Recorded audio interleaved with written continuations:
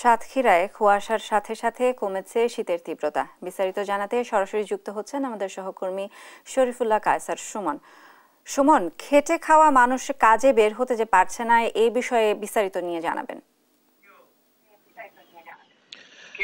শায়না, দাঁড়িয়ে আছি সাতক্ষীরার কালীগঞ্জ উপজেলার কাকশিয়ালী নদী উপকূলে। এখানে সারা জীবন আমরা শুনে এসেছি বরাবরের মতো যে মাঘের শীত বাঘের গায়ে, কিন্তু বাঘের গায়ে সেই শীত লাগা দূরে থাক, মানুষের গায়ে এখন সেই শীত অনেকটা কমে এসেছে।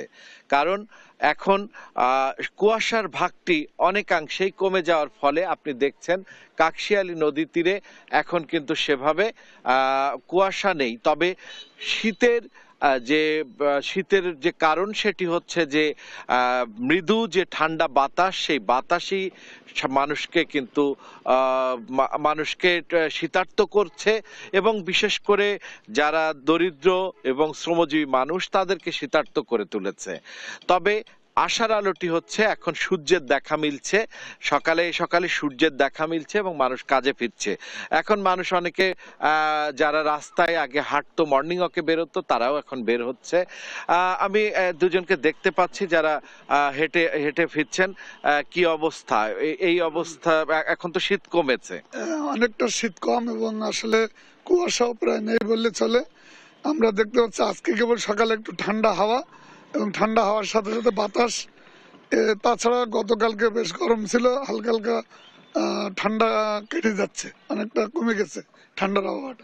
এখন তো আপনার তো মাফলার দেখছি, কি অবস্থা? হ্যাঁ, প্রচন্ড শীত ছিল কয়েকদিন আগে, একটু কমেছে, আবার শুনছি নাকি সামনে আবার শৈত্যপ্রবাহ শুরু হবে। তো তারপরেও আমরা মনে করছি সাতক্ষীরার এই উপকূল অঞ্চলের মানুষ, বিশেষ করে দরিদ্র মানুষের শীতের আসলে একটু কষ্ট পায়। তো গত কয়েকদিন আগে প্রচন্ড শীত ছিল, একটু কমেছে, আবার নাকি শীত আসবে। তো আমরা সরকারি প্রশাসন, বেসরকারি উন্নয়ন সংগঠন, বিভিন্ন স্বেচ্ছাসেবী সংগঠন, এলাকার ব্যক্তিরা কম্বল দিচ্ছে গরিব মানুষের মধ্যে। হ্যাঁ, যেমনটি শুনছিলাম শায়না, যে এখানকার সরকারি বেসরকারি পর্যায় থেকে শীত বস্ত্র দেওয়া হচ্ছে।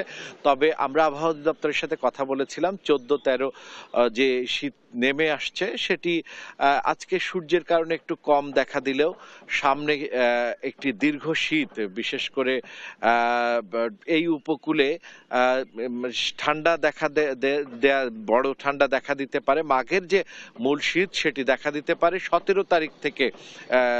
সেটি আজ 17 তারিখ, 19 তারিখ থেকে সেটি দেখা দেওয়ার কথা আমরা জানতে পেরেছি।